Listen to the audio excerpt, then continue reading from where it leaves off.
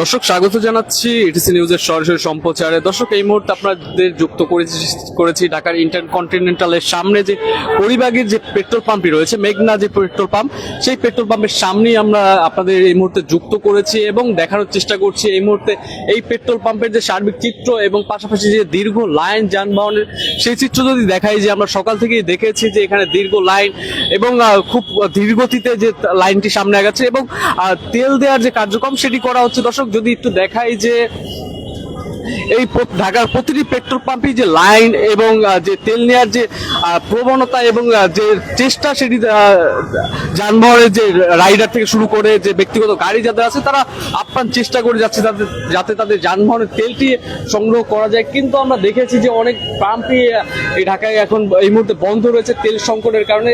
কিছু কিছু পাম্প খোলা থাকলেও সেখানে দেখা গিয়েছে যে দীর্ঘ সারি এবং যে একটি ভোগান্তি, যাত্রীদের ভোগান্তি, যানবাহনের যে যাদের গাড়ি রয়েছে এবং যে বাইক রাইডার যারা রয়েছে তাদের যে ভোগান্তি, ব্যক্তিগত গাড়ি যাদের রয়েছে তাদের ভোগান্তি আমরা দেখতে পেরেছি। দর্শক আপনাদের যদি একটু বলে রাখতে চাই যে পরিবাগের যে এই পেট্রোল পাম্পটির এটি লাইন ঢাকার যে নীলক্ষেত পর্যন্ত, সেই পর্যন্ত চলে গিয়েছে এই লাইনটি।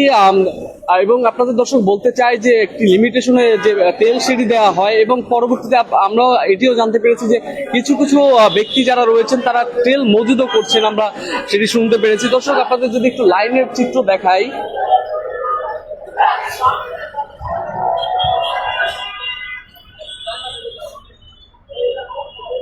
দর্শক সামনেই রয়েছে ঢাকা ইন্টারকন্টিনেন্টাল এবং এই সামনেই যে পেট্রোল পাম্পটি, সেটার চিত্র যদি দেখাই যে প্রতিনিয়ত আমরা এই পেট্রোল পাম্পটিতে দেখি যে তেল রয়েছে কিন্তু দীর্ঘ লাইন সেটি শেষ হয়নি, একটির পর একটি গাড়ি আসতে থাকেন। কেননা এই পেট্রোল পাম্পে সর্বক্ষণিক যে তেল সেটি দেওয়া হয় ঢাকার ভিতরে এই দুটি পেট্রোল পাম্পে অন্যতম যে তেল দেওয়া হয়ে থাকে, একটি আসাদ গেটের যে পেট্রোল পাম্প এবং এই ঢাকার ইন্টারকন্টিনেন্টালের মেঘনা যে পেট্রোল পাম্প, সেটির চিত্র দেখা গিয়েছে যে সবসময় তেল তারা দিয়ে থাকে এবং শৃঙ্খলা কিছু সময় আমরা বজায় থাকলেও কিছু সময় আমরা দেখতে পারি যে বিশৃঙ্খলা সেটি তৈরি হয়। যেমনটি দেখছেন দর্শক, এই লাইন এটা ঢাকার ইন্টারকন্টিনেন্টালের সামনে থেকে শুরু করে এবং এই পরিবাগের যে পেট্রোল পাম্পের যে লাইনটি সেটি তৈরি ঢাকার নীলক্ষেত পর্যন্ত চলে গিয়েছে। সেই পর্যন্ত যেতে গেলে এখান থেকে না হলেও 15 থেকে 20 মিনিটের উপরে সময় লাগবে, এত পর্যন্ত যে দীর্ঘ লাইন সেটি তৈরি হয়েছে। এবং দর্শক আপনাদের যদি দেখাই যে এই সামনেই যারা রয়েছেন তারা প্রায় দীর্ঘ 4 থেকে 5 ঘন্টার উপরে তারা অপেক্ষা করে এই সামনে আসতে সক্ষম হয়েছে।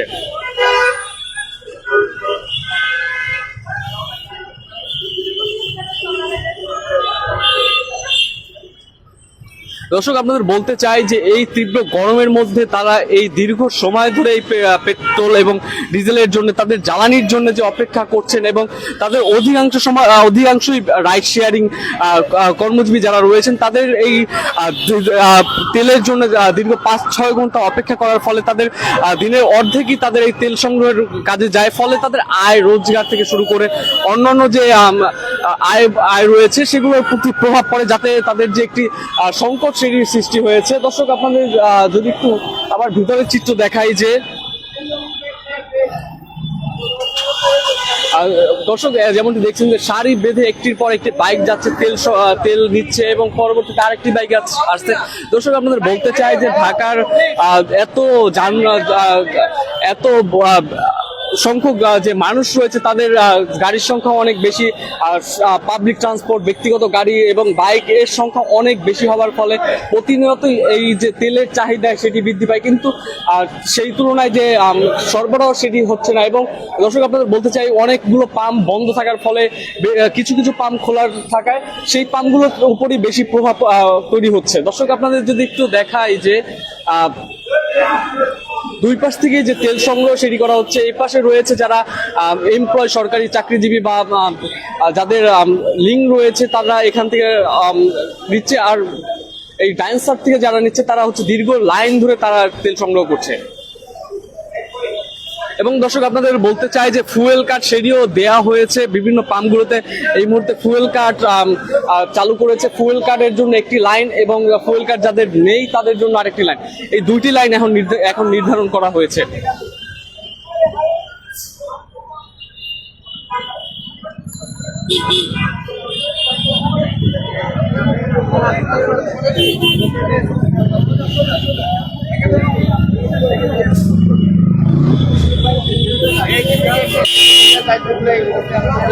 দর্শক, যেমনটি দেখাচ্ছিলাম এই ঢাকার ইন্টারকন্টিনেন্টালের পরিবাগের যে পেট্রোল পাম্পটি রয়েছে, মেঘনা যে পেট্রোল পাম্প, সেই পেট্রোল পাম্পের যে দীর্ঘ লাইন এবং যে রাইডার যারা রয়েছেন, যাদের ব্যক্তিগত গাড়ি যাদের রয়েছে জ্বালানির জন্য, তারা এই বিভিন্ন পেট্রোল পাম্পে তারা দীর্ঘ সারি ধরে লাইন ধরে অপেক্ষা করছেন তাদের যাতে পেট্রোলটি এবং ডিজেলটি তার জ্বালানি সংগ্রহ করতে পারেন এবং তাদের ব্যক্তিগত গাড়ি সচল রাখতে পারেন। সেই চেষ্টায় তারা করছেন, সেই চিত্র আপনাদের দেখানোর চেষ্টা করছিলাম এই মেঘনা পেট্রোল পাম্পের ভিতর থেকে। এডিসি নিউজের সাথে যুক্ত থাকার জন্য ধন্যবাদ। ইমতিয়াজ হাসান, ঢাকা। খাইছেন, খাওয়া দাওয়া করছেন?